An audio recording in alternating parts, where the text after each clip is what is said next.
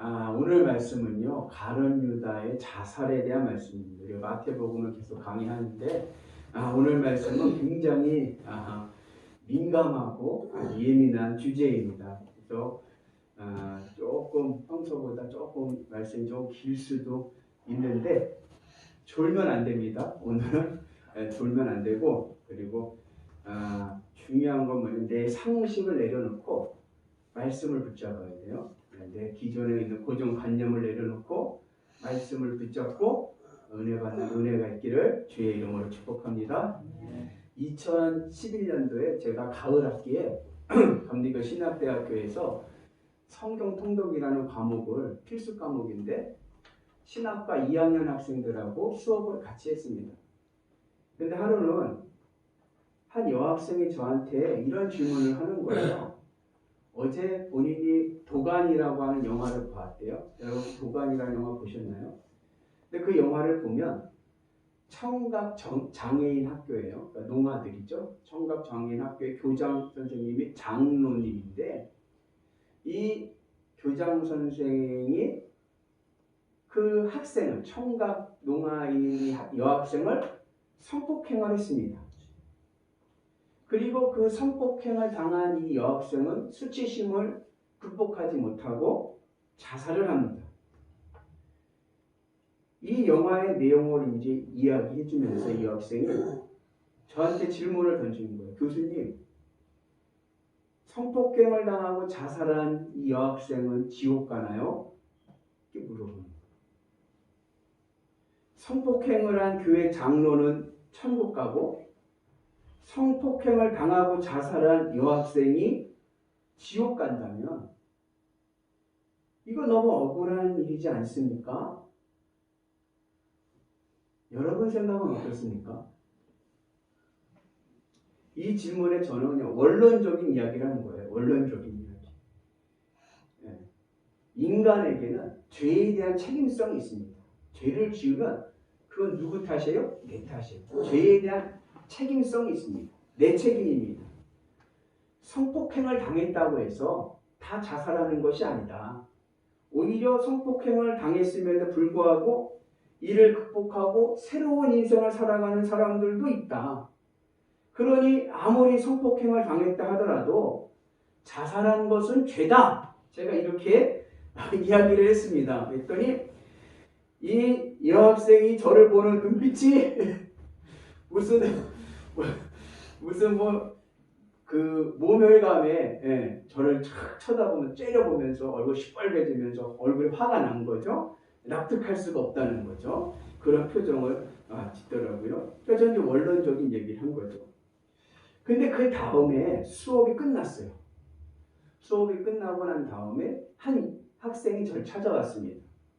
이 학생은 교회 사모님이에요. 나이 60이 넘은 사모님이 수능을 봐가지고 신학교에 입학을 해요. 그리고 신학과 2학년을 다니고 있는 거예요.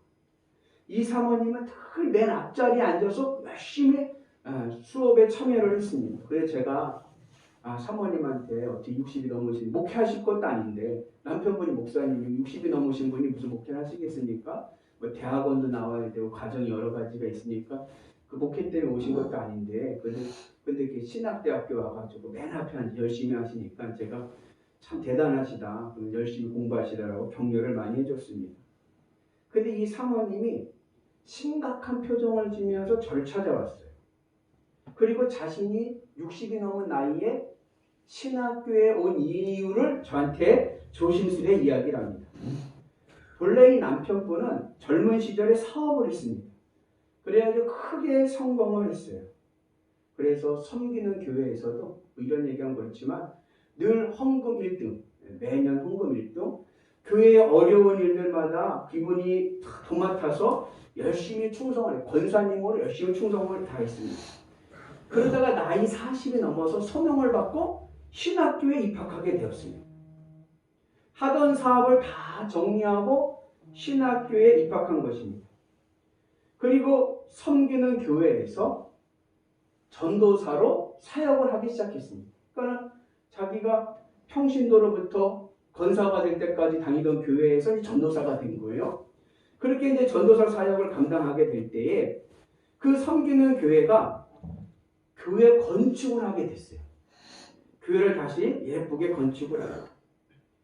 그런데 교회 지붕 공사를 하는데 재정이 모자라서, 건축 재정이 모자라서 이 지붕을 할 때는 밑에 안전장치를 하고 일을 해야 되는데 이 안전장치를 안 한 거예요.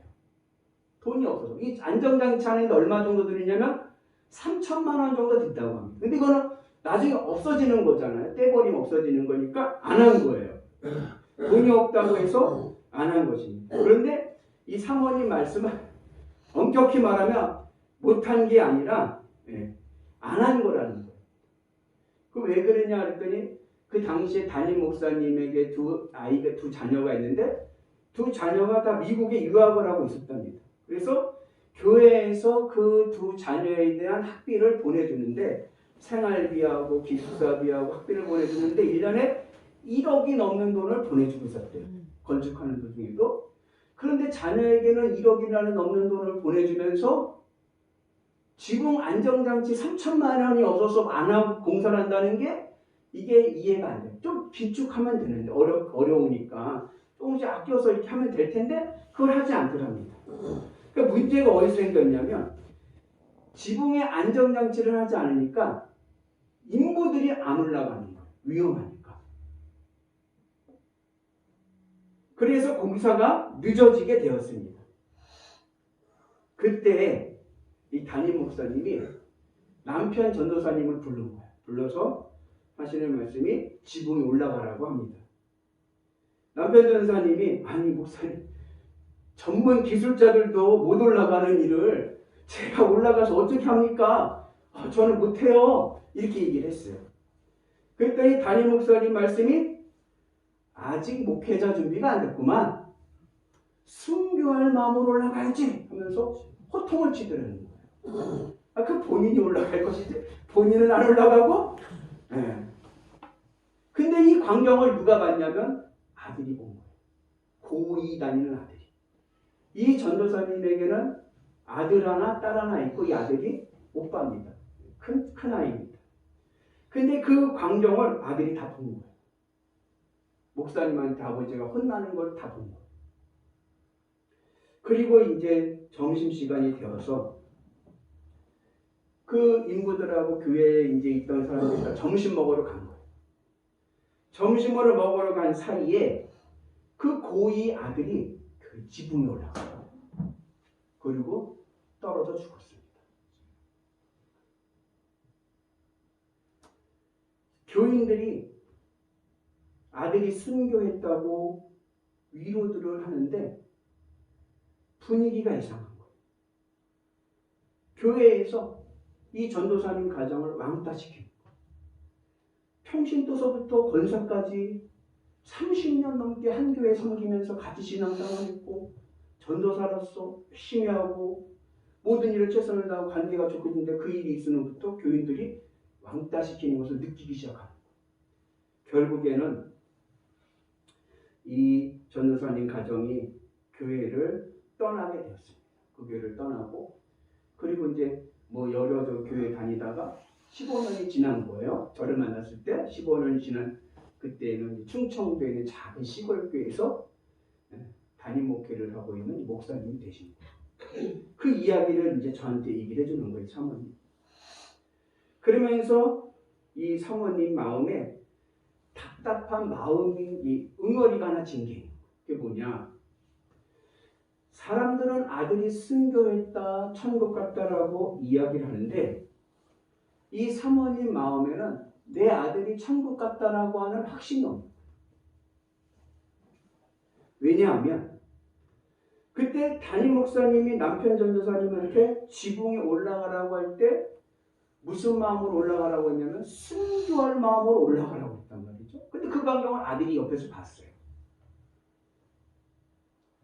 그리고 그것을 본 아들이 지붕에 올라갔습니다. 그러면 내 아들은 순교할 마음으로 죽을 각오를 하고 지붕에 올라갔는데 그러면 내 아들은 자살한 것인가?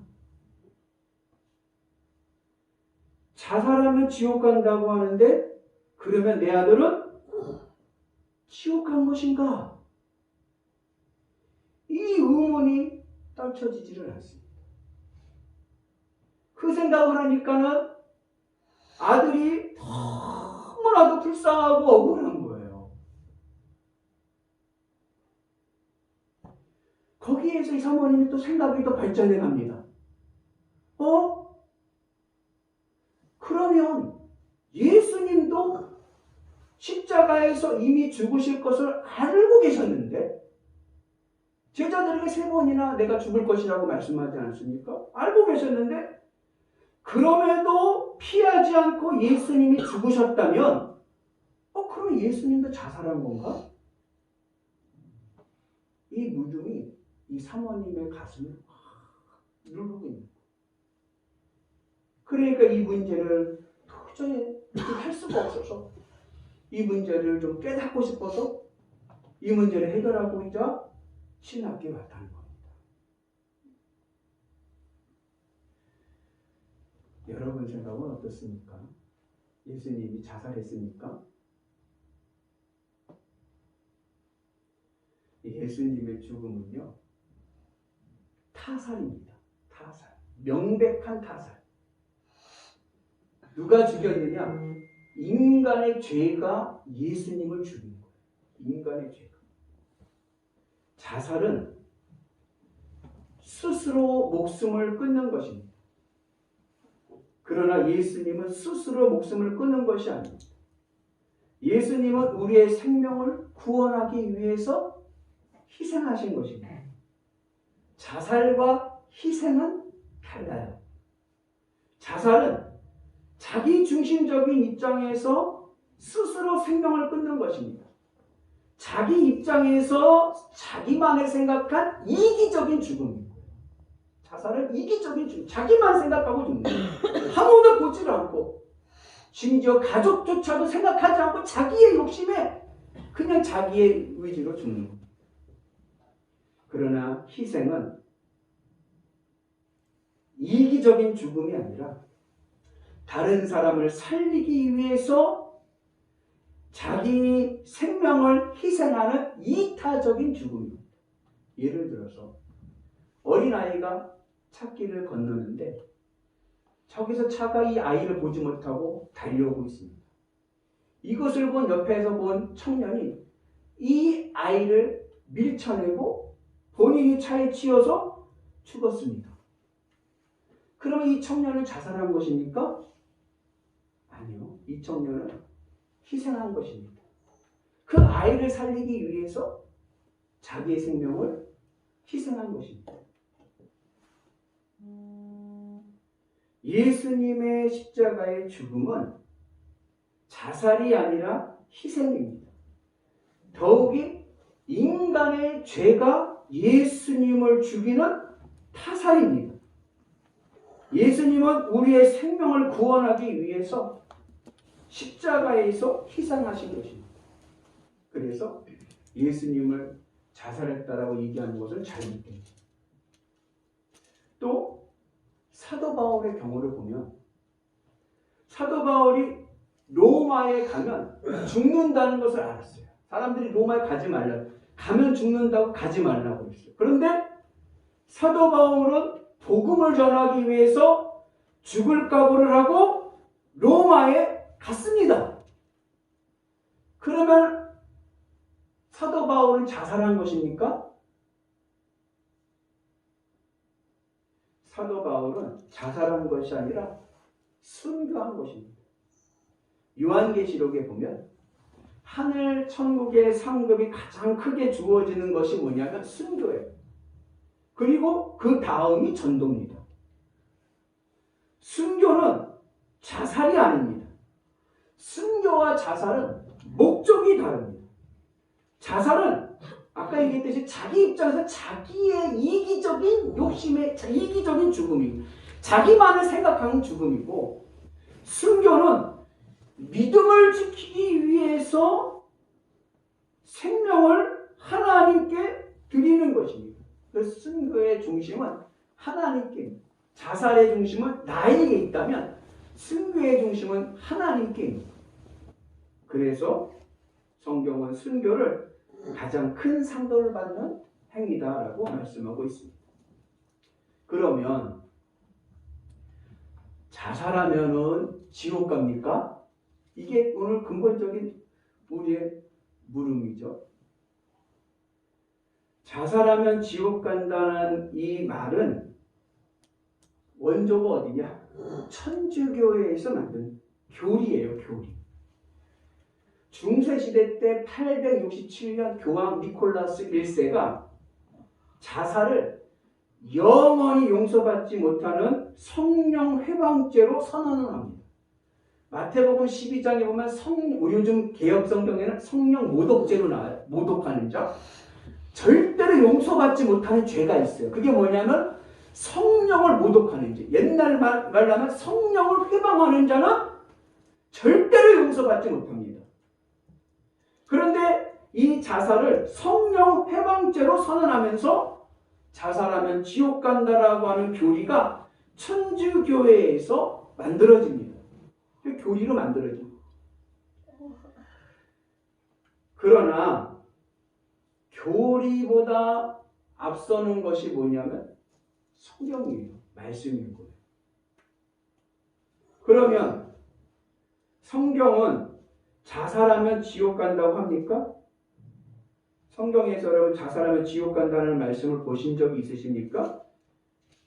없습니다. 성경에는 그렇게 얘기하지 않아요. 그러면 반대로 자살해도 천국 갑니까? 성경은요, 거기에도 답을 하지 않아요. 성경은 그게 말씀하지 않습니다. 그래서 종교개혁자들, 개신교 종교개혁자들은 자살에 대한 설교를 금기시했어요.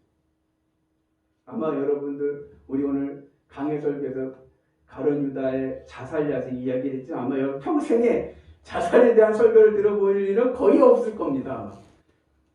왜 금기시했냐면 이 예배당에 온 회중들, 교인들 가운데는 믿음에 성숙한 사람이 있어서 그 분량을 다 이해할 수 있는 사람도 있지만 믿음이 아직 없는 성숙하지 못한 사람들에게는 오히려 이 자살에 대한 이 주제가 굉장히 혼란스러울 수 있기 때문에 종교개혁자들은 이걸 교회에서 이렇게 드러내고 말하지 말아라 이렇게 이야기를 했습니다.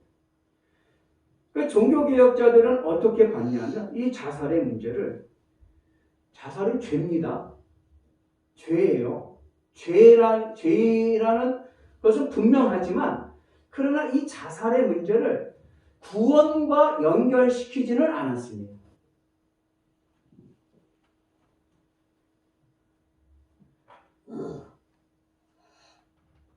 칼빈과 루터와 같은 종교개혁자들은 이 자살을 뭐로 봤냐면 성화의 부족으로, 성화의 부족. 자살은 구원의 문제와 관계 있는 게 아니라 성화와 관계 있다. 왜냐하면 천주교에서 이 자살을 성령을 회방하는 죄로 용서받을 수 없다라고 이야기를 하지만 이 성령을 회방하는 죄의 전제 조건이 뭐냐면 고의성이에요. 고의성. 의도성을 가지고 고의적으로 하나님을 대항하고 성령을 회방하는 겁니다. 의도적으로 악한 마음을 가지고 하나님을 대항하고 성령의 역사를 거부하는 게 성령을 회방하는 죄예요. 그런데 일반적으로 자살하는 사람은 자기 문제로 죽는 것이지 의도성을 가지고 하나님한테 대항하려고 하나님 앞에 맞서기 위해서 죽는 경우는 거의 없습니다.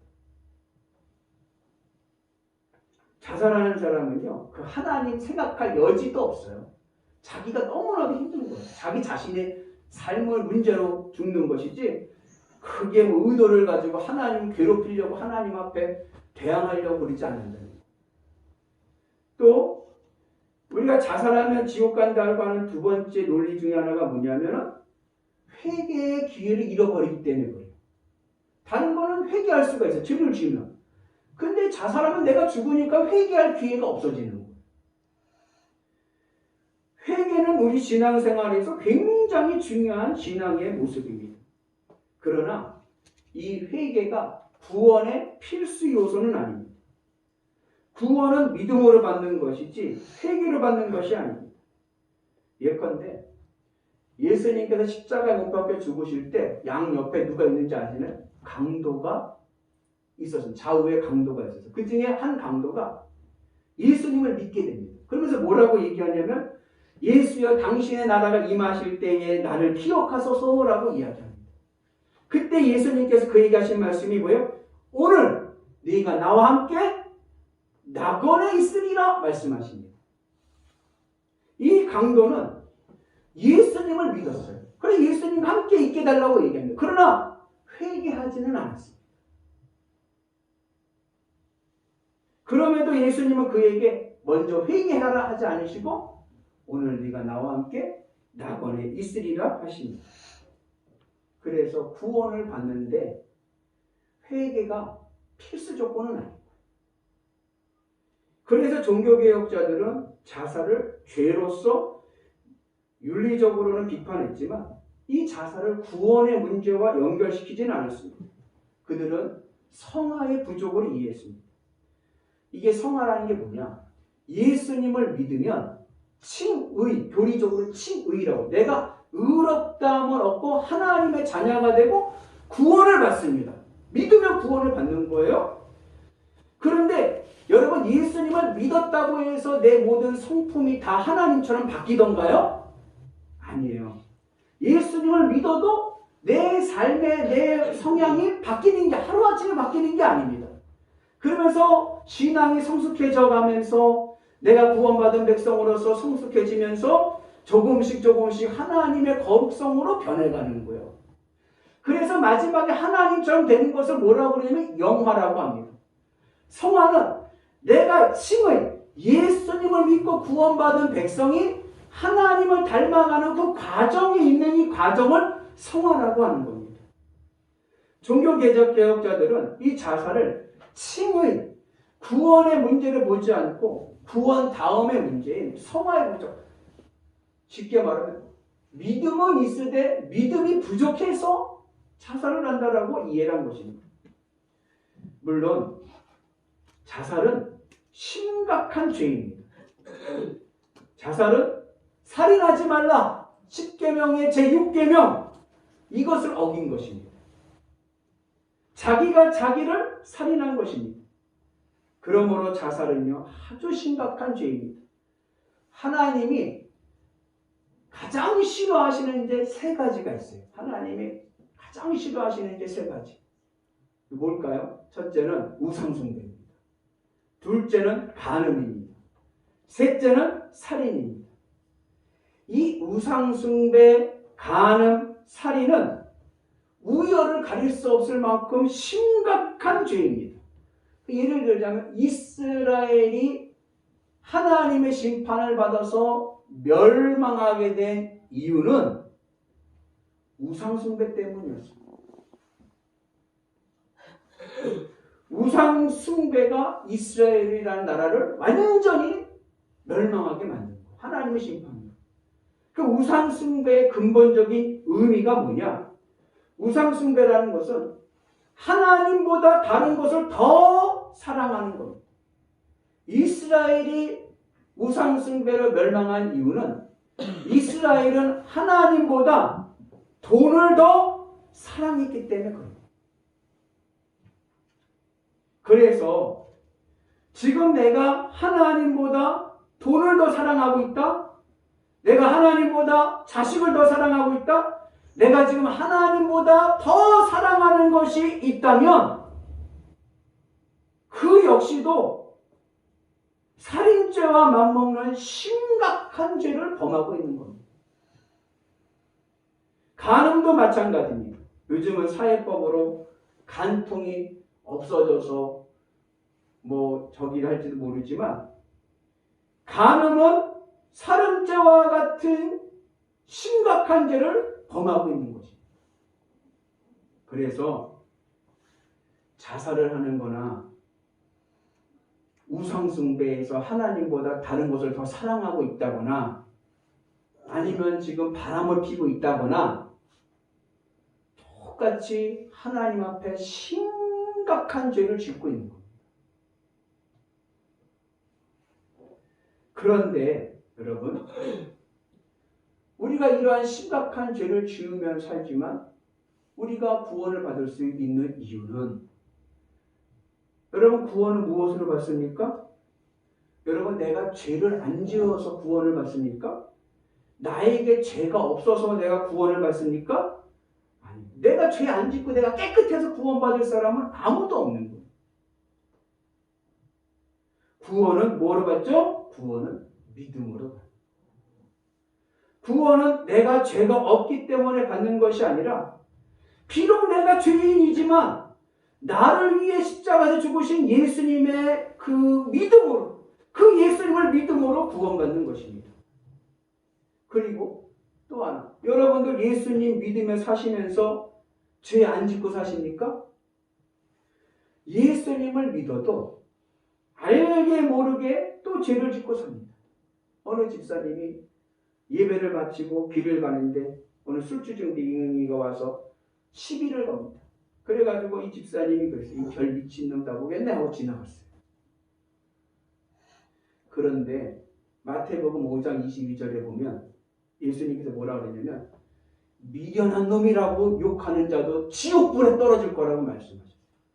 미련한 놈이나 미친 놈이나 욕하기 매한가지. 그러면 이 집사님은 지옥 갑니까? 여러분들은 예수님을 믿고 난 후에 한 번도 미련한 놈, 이런 식의 욕을 한 번도 안 해보셨습니까? 예수님의 십자가의 사건은 우리의 모든 죄를 용서하는 사건입니다. 특히 예수님의 십자가의 사건은 내가 이미 지은 죄만이 아니라, 내가 과거에 지은 죄만이 아니라 내가 앞으로 지을 죄까지도 다 용서하신 사건입니다. 이것을 무엇이라고 얘기하냐면, 이것을 사죄의 확신이라고 얘기합니다. 우리는 이해가 안 되죠. 어떻게 내가 미래에 지을 죄도 용서하셨느냐. 시간 내 상상에서 보면 예수님의 십자가의 사건이 여기 있어요.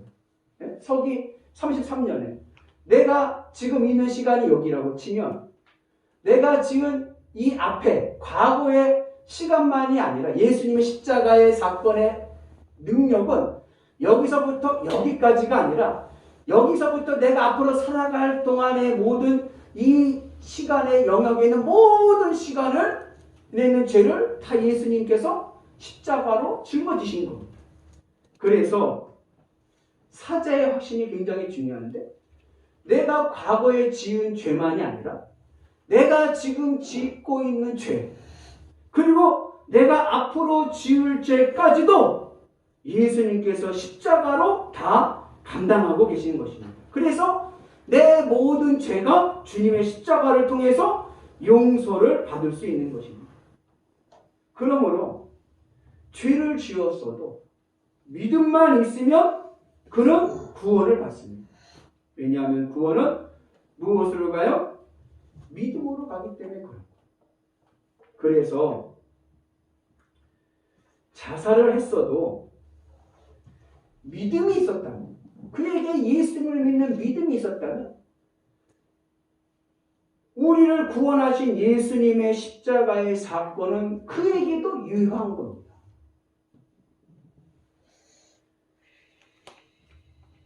자살이 분명히 심각한 죄이지만, 하나님이 가장 싫어하시는 죄이지만, 그러나 그렇다고 무조건 정죄해서는 안 됩니다.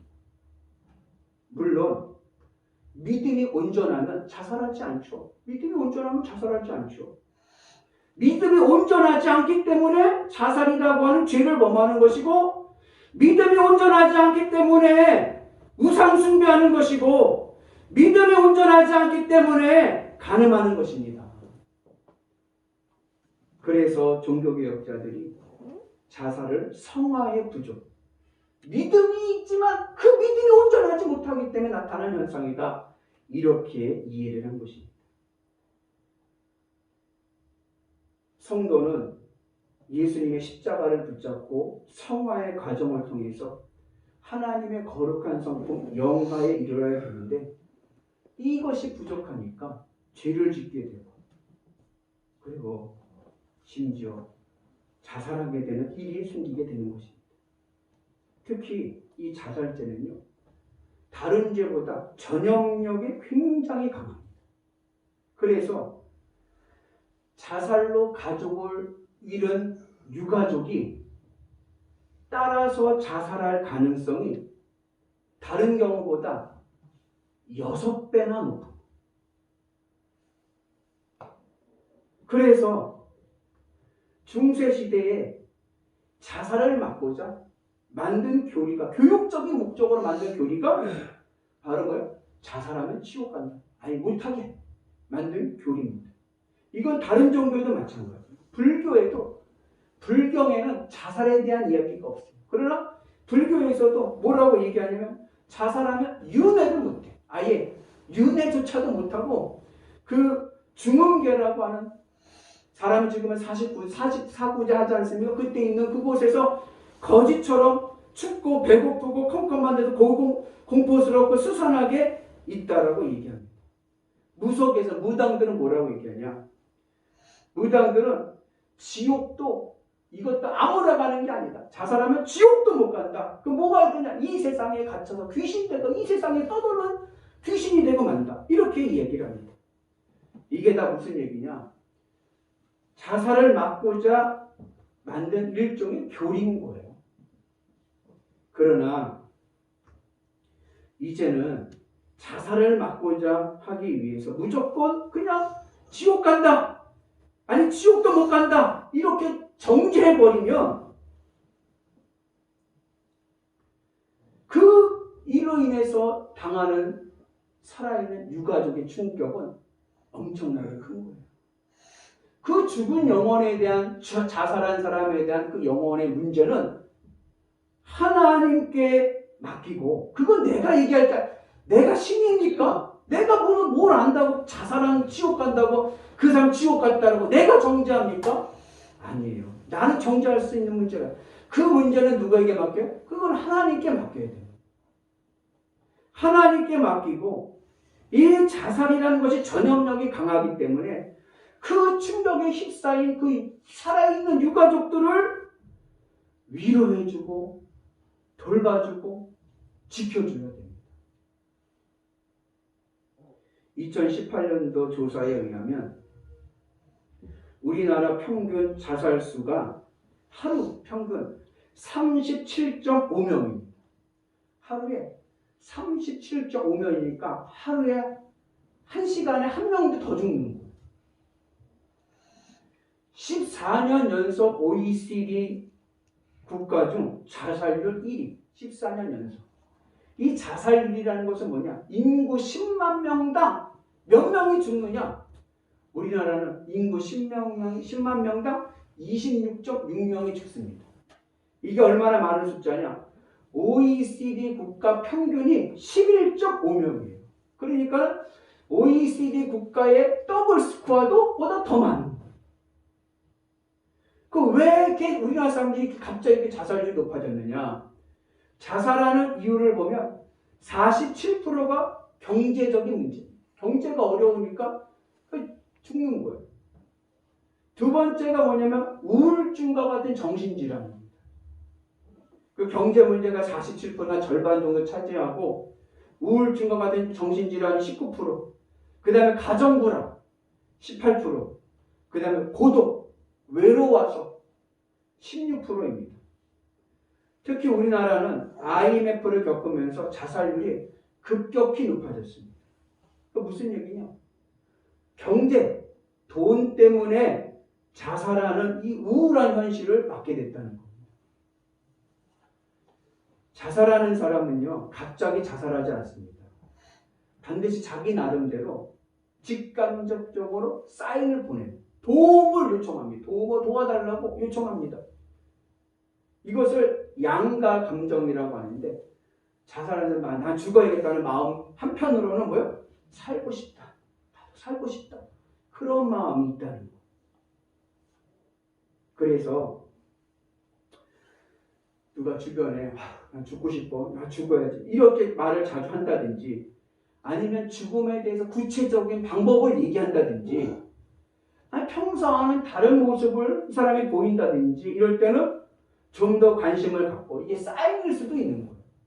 그리고 힘들어하는 부분을 공감해주고 그리고 그를 잘 돌봐주는 은혜가 있기를 바랍니다. 그래서 특별히 가르치고 지적하려고 하지 말고 그냥 들어주고 공감해주고 수용해주면 그것만으로도 충분히 새 힘을 줄 수가 있습니다. 그러면 왜 믿는 자도 자살을 하는가? 우리 연예인들 같은 경우 보면 이렇게 보면은 믿는 사람이라고 교회 직분이라고 집사다 권사다 이런 사람도 자살을 하는데 왜 그럴까? 그 근본적인 이유가 오늘 이 가룟 유다의 죽음을 통해서 우리가 볼 수가 있습니다. 오늘 이 말씀은 이 가룟 유다의 이 말씀은 예수님을 배반하고 그 목마다는 이 사건 바로 앞에 무슨 사건이 있었죠? 베드로가 예수님을 3번 모른다고 하는 사건과 연결되어 있습니다. 베드로와 가룟 유다는 부인과 배반이라는 유사성을 가지고 있습니다. 베드로는 예수님을 3번 부인했고 가룟 유다는 은 30냥의 예수님을 배반했습니다. 그런데 그 결과는 베드로는 심히 통곡하였고 가룟 유다는 자살을 합니다. 어떻게 보면 가룟 유다가 은 30냥의 예수님을 팔아먹은 이 배신이나 베드로가 사내들인 재판장 앞에서 예수님을 모른다고 3번이나 부인하고 저주까지 한 것이나 피장파장입니다. 더 나은 행동이라 할 수 없습니다. 똑같이 잘못한 것입니다. 가룟 유다가 은 30냥의 예수님을 판 것은 돈 때문에 욕심 때문에가 아닙니다. 은 30냥 돈은 가룟 유다가 예수님을 판 목적이 아니었습니다.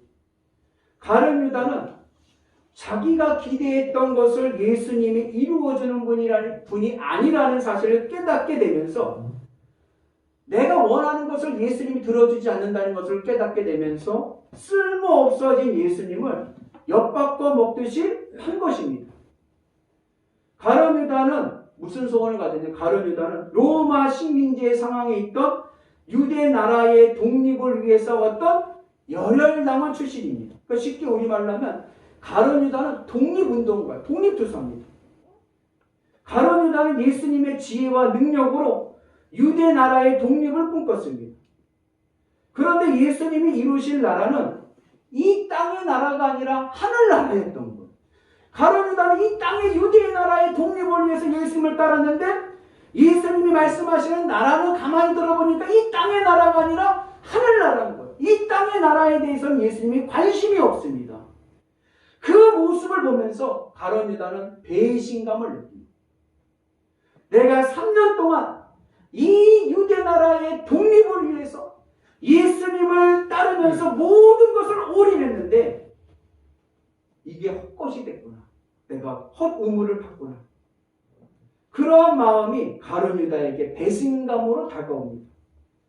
그래서 가룟 유다가 자신에게 쓸모없어진 예수님을 은 30냥이 얼마냐? 죽은 노예값이에요. 죽은 노예값 헐값에 팔아버립니다. 그런데 오늘 가룟 유다는 자신의 죄를 뉘우치고 은 30냥을 들고 대제사장들과 장로들에게 갖다 주면서 이런 말을 하죠. 같이 있습니다. 이르되 내가 무지한 죄를 팔고 죄를 범하였도다 하니.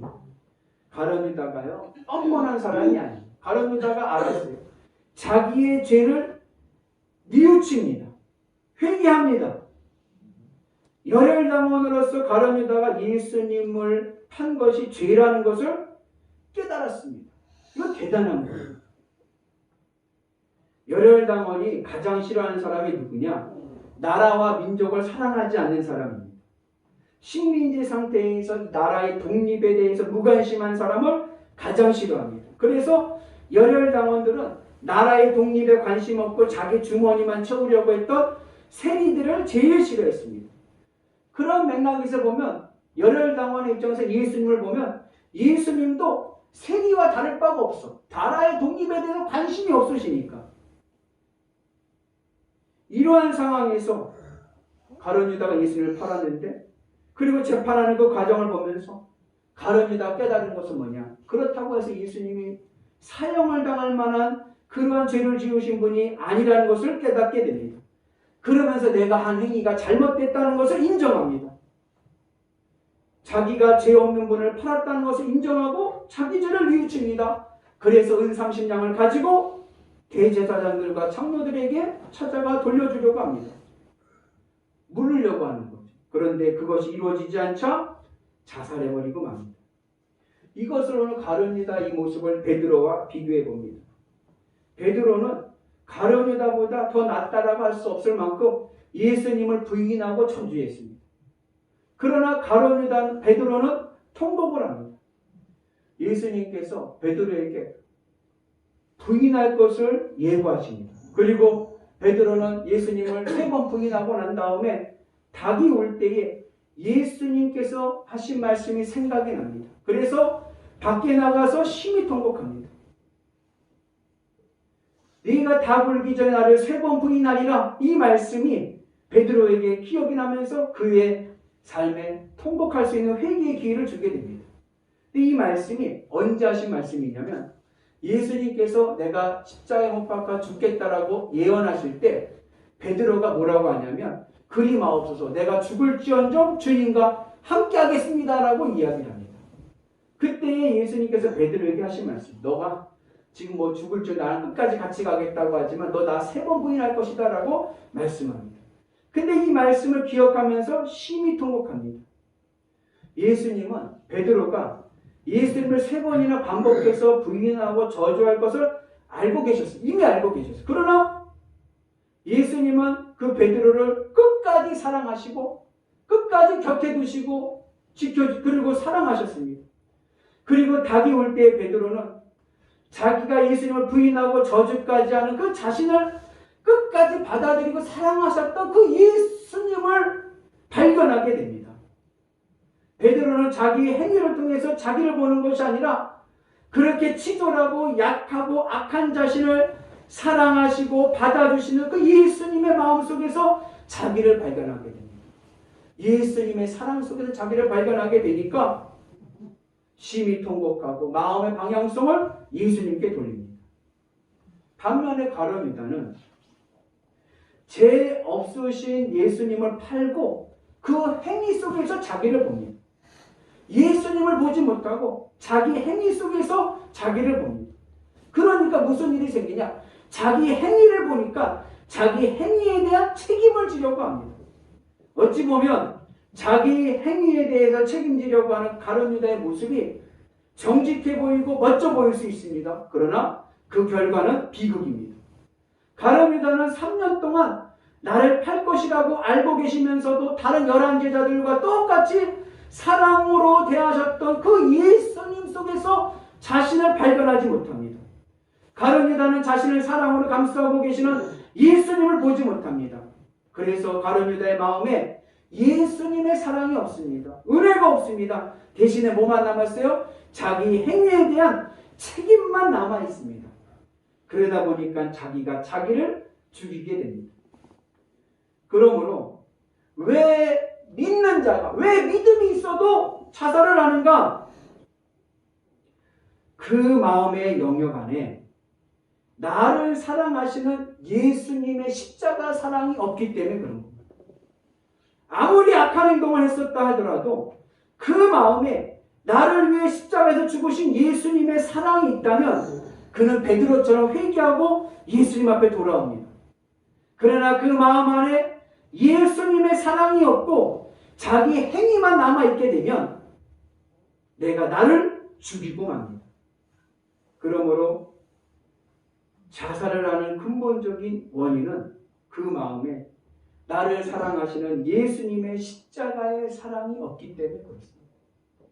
예수님의 십자가의 사랑이 그 마음에 있으면 여러분 어떠한 형편에서도 죽지 않습니다. 그러나 예수님의 십자가 사랑이 마음에 없으면 믿는 자도 우울증으로 죽고 세상 형편으로 경제의 어려움으로 죽을 수 있습니다. 그래서 자살은 정당화될 수 없는 거예요. 왜요? 그 마음에 예수님의 십자가가 없기 때문에 그렇습니다. 여러분, 직장에서 능력을 인정받지 못해서 우울하십니까? 경제적으로 어렵습니까? 가족들이 나를 비난하고 인정하지 않고 우습게 여깁니까? 또 내가 나를 볼 때 너무나도 내가 믿고 죽이고 싶습니까? 그러나 그러지 마십시오. 그럴 때마다 나를 받아주시고 사랑하시는 예수님의 십자가의 사랑을 기억해야 합니다. 나 같은 것도 살리신 예수님의 십자가의 그 은혜를 기억해야 됩니다. 그러면 다시 살 힘이 생깁니다. 바라기는 믿음이 부족해서 자살하지 말고 나를 구원하신 주님의 십자가 사랑 안에서 예수님의 위로와 사랑으로 건강하고 행복한 삶을 살아가는 은혜가 있기를 주님의 이름으로 축복합니다. 내 안에 예수님의 십자가의 은혜만 있으면 우리는 어떤 어려움이 와도요 포기하지 않고 주님의 십자가 바라보며 이겨나가고 극복할 수 있는 줄로 믿습니다. 그러기 위해서 우리는 복음을 들고 세상을 향해 나가서 죽어져가는 생명들을 살리는 은혜가 있기를 주님의 이름으로 축복합니다. 주님의 십자가 안에서 자신을 발견하는 자, 그는 어떤 형편에서도 죽지 않습니다. 주님 주시는 쇠임으로 다시 일어나 승리할 줄로 믿습니다. 바라기 여러분들 마음에 늘 주의 십자가 은혜, 힘들고 어렵고 경제적으로 쓰러지고 힘들고 포기하고 싶을 때 무엇을 바라봐야 돼요? 예수님의 십자가를 바라봐요. 나를 구원하신 그 십자가의 사랑이 내 안에 있으면 우리는 다시 일어서고 새 생명 가운데 하나님이 도우신 은혜로 회복될 줄로 믿습니다. 그 은혜가 오늘 우리 가운데 있기를 주님의 이름으로 축복합니다. 기도하겠습니다.